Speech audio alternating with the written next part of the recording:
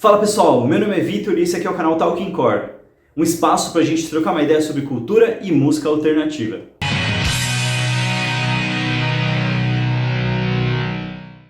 Com mais de 20 anos de trajetória, inúmeros CDs vendidos e com relevância até hoje, o CPM22 é seguramente a maior banda que já saiu do cenário hardcore nacional. E nesse vídeo eu vou falar sobre 3 pontos que eu acho que foram fundamentais para o CPM conseguir sair da cena underground aqui de São Paulo e se tornar uma das maiores bandas no mainstream nacional. O primeiro ponto, na minha visão, tem muita relação com o cenário musical internacional. No meio dos anos 90, a gente tinha visto a explosão do punk rock da Califórnia direto do underground para o mainstream.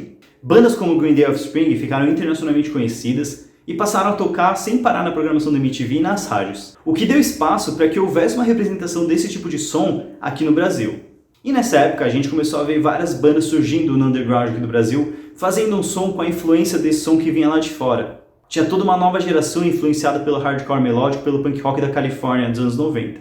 Eu sei que antes a gente tinha tido bandas como o Raimundos e o Charlie Brown que fizeram muito sucesso no mainstream.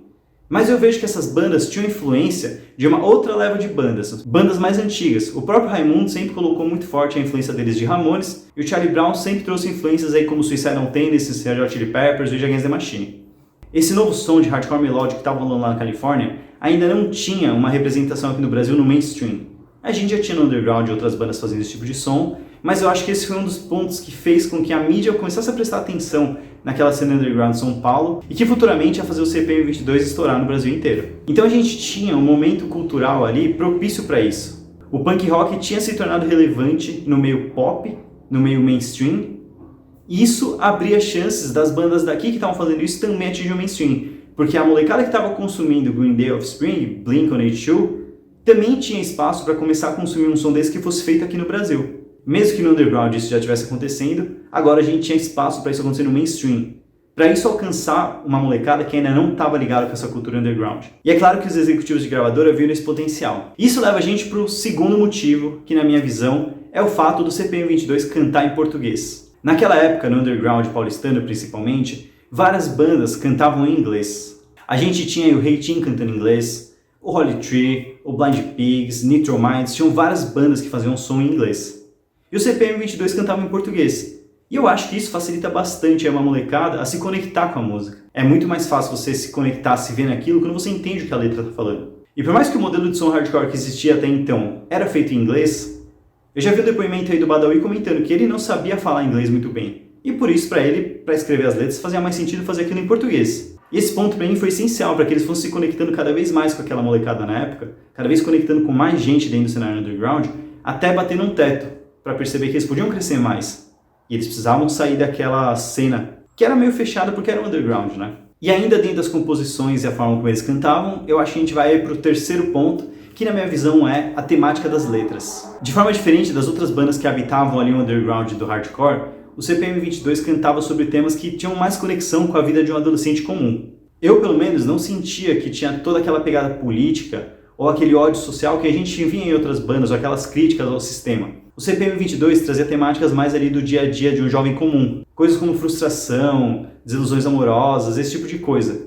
E é claro que isso também ajudava a se conectar. Porque eu sei que não era todo mundo que estava ligado nas letras de protesto Dead Fish e que entendia aquilo e que queria fazer parte daquilo. Principalmente um adolescente que não tinha contato com a cena hardcore. Para ele ouvir Sonho Médio ou ouvir O Mundo da Volta, Tarde de Outubro, naquela época, é claro que ia ficar mais fácil dele se conectar com Tarde de Outubro. Isso trouxe para a base de fãs do CPM22 muita gente que não era do underground, que não era ligado ao hardcore ou punk rock. Isso fez sentido, porque as letras eram em português e elas traziam temas ali do dia a dia dessa molecada. Então, quem é que não teve ali uma desilusão amorosa em 2002, chegou em casa, viu passando o clipe de Tarde de Outubro, de O Mundo dá Voltas, enfim, essas músicas daquela época lá, e não se conectava com aquilo? É claro que sim.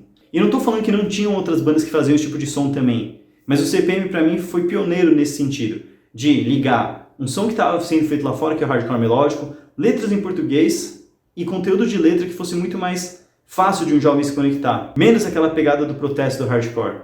E é claro que tudo isso é um recorte da realidade do que eu vi acontecendo, do que eu entendo que foi, e eu sei que essa história pode ser um pouco diferente dependendo do olhar que você estiver tendo. Mas na minha visão, naquela época, o que fez o CPM sair ali daquele underground e conseguir atingir a grande mídia a ponto de fazer trilha sonora de filme que tinha Angélica e aparecer em vários canais de mídia, eu acho que esse sucesso está muito baseado nesses 3 pontos que eu trouxe. E eu nem tô falando se isso aqui é bom ou é ruim. Eu sempre fui fã de CPM 22, desde que eu ouvi pela primeira vez lá Alguns Quilômetros de Lugar Nenhum. Eu era realmente muito novo ainda, mas eu já pirei naquele CD. E desde lá, sempre acompanho a carreira dos caras. Eu gosto muito do CPM 22, eu sou bastante fã. E aí, quando a gente fica mais velho, começa a olhar a cena, né, de hoje, pra tudo que aconteceu lá pra trás, na minha visão, foi mais ou menos assim que as coisas foram acontecendo, pro CPM atingir o nível que eles atingiram. E com toda essa relevância que eles geraram até hoje, eles são uma banda que, se você pegar a música e tocar numa festa de empresa, ou tocar num bar heterotop onde tá rolando ali um sertanejo, o pessoal conhece as letras até hoje. Tenho certeza que Não Sei Viver Sem Ter Você, Regina Let's Go, O Mundo Dá Voltas, são músicas que as pessoas conhecem a letra em qualquer lugar, o que mostra aí todo o alcance dos caras. E é claro, não adiantava ter esses 3 pontos que eu trouxe se os caras não tivessem qualidade. Então eu acho que os caras sabiam fazer um hardcore extremamente honesto e bem feito, e eles acreditavam naquilo que eles faziam. E aí, o resto é história, né? Se você chegou até aqui, muito obrigado. Se você curtiu o vídeo, dá um like aí, se inscreve no canal, compartilha com seus amigos, dá uma fortalecida aí pra gente poder continuar trocando ideias sobre esses assuntos aqui. Valeu!